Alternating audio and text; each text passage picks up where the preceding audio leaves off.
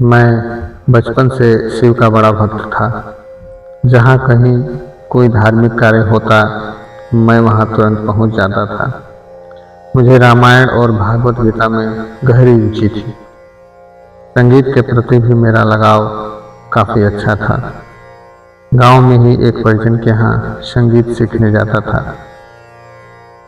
उनके यहाँ पूज्य गुरुदेव एवं वंदनीय माता जी के चित्र लगे हुए थे।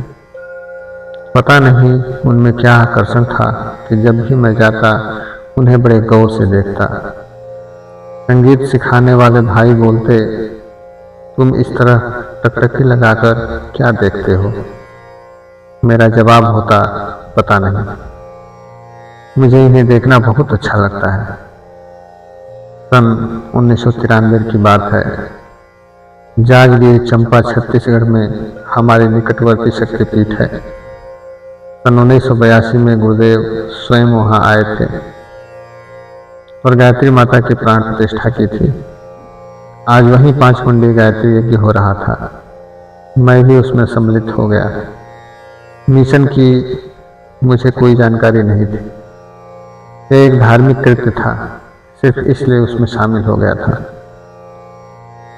शांति कुंज से श्री मिश्री लाल व्यास कार्यक्रम कराने आए हुए थे। मैंने शोभा यात्रा और यज्ञ दोनों में भाग लिया। मुझे शांति कुंज जाने की अंतः प्रेरणा होने लगी। बातों बातों में मैंने अपनी इच्छा मिश्री लाल जी को बताई। उन्होंने तत्काल मेरा नाम पता लिखा और कहा, शांति कुंज गुरुधाम है, वहाँ हर एक को जाना चाहिए। अपने समय, श्रम व प्रतिभा का सदुपयोग करना चाहिए। उन्होंने संजीवनी साधना सत्र के लिए स्वीकृति भिजवाने की बात कही और कहा कि तब तक आप अपनी प्रतिभा का विकास करें। गर्मियों के दिन थे, मुझे चेचक हो गया था। करीब 2-3 दिन बिस्तर पर पड़ा रहा। अचानक मुझे शांति कुंज का पत्र मिला। पत्र पढ़कर मेरे शरीर में अद्भुत स्फूर्ति और ऊर्जा आ गई। मेरा रोम रोम पुलकित हो उठा। जहाँ मैं 2-3 दिनों से अस्वस्थ महसूस कर रहा था, वहीं अब पूर्ण स्वस्थता का एहसास होने लगा। मैंने अपने भाई साहब से कहा, मैं शांति कुंज जाऊंगा, किंतु मेरे साथ समस्या यह थी कि मैंने कभी यात्रा नहीं की थी, कभी बस या ट्रेन पर नहीं बैठा था। दूसरी परेशानी यह थी कि मुझे शांति कुंज का रूट, रास्ता भी मालूम नहीं था। तभी मुझे याद आया कि मेरे एक मित्र मसूरी में पढ़ाई कर रहा है। संयोग से उस समय वह गांव आया हुआ था। मैं उसके पास गया और हरिद्वार जाने का रास्ता पूछा। उसने मुझे विस्तार से बताया कि कब, कौन सी गाड़ी से कहाँ जाना है और कहाँ गाड़ी बदलनी है। मैं बस से खरसिया पहुंचा और स्टेशन जाकर हरिद्वार का टिकट लिया। टिकट लेकर मैंने उत्कल एक्सप्रेस में बैठ गया।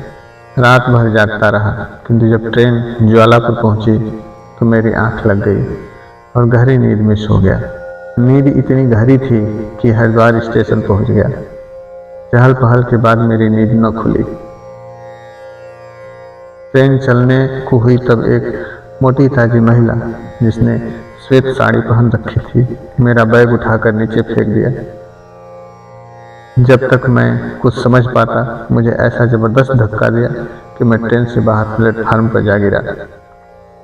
अभी भी मैं पूरी तरह जाग नहीं पाया था। मुझे लगा मैं स्वप्न देख रहा हूँ। धक्का खाकर जब प्लेटफार्म पर गिरा तब मेरी नींद पूरी तरह खुल गया।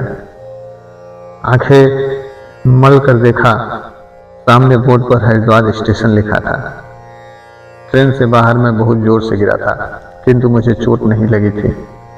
यह मेरे लिए आश्चर्य की बात थी। मैंने टेम्पो पकड़ा और शांति कुंज आ गया। शांति कुंज मुझे बहुत अच्छा लगा। 3 दिन पश्चात मैंने दीक्षा ली। दीक्षा के उपरांत माता जी से आशीर्वाद लेने पहुंचा। मैं लाइन में लगा था। मैंने गौर से देखा, यह तो वही महिला है जिन्होंने मुझे धक्का दिया था। आशीर्वाद की जब मेरी बारी आई तो माता जी ने सिर पर हाथ रखा और धीरे से पूछा कि बेटा, चोट तो नहीं आई? मैंने अस्वीकृति में सिर हिला दिया। अब मैंने समझा कि माता जी सामान्य महिला नहीं परंतु शक्ति स्वरूपा है। मुझे नींद में देखकर ही मुझे धक्का दिया था, अन्यथा मैं देहरादून पहुंच जाता। परेशान होता। तब से मैं यही हूँ और संगीत विभाग में अपनी सेवाएं दे रहा हूँ। दिलथिर यादव, शांति कुंज, हरिद्वार।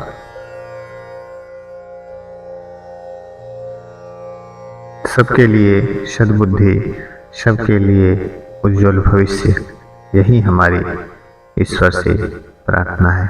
हमारे YouTube चैनल अध्यात्म को सब्सक्राइब करें और वीडियो पसंद आए तो लाइक करें। वीडियो को आप अपने दोस्तों व मित्रों के साथ शेयर करें और बेल आइकन दबाना ना भूलें, जिससे आगे की गतिविधियां प्राप्त हो सके। धन्यवाद।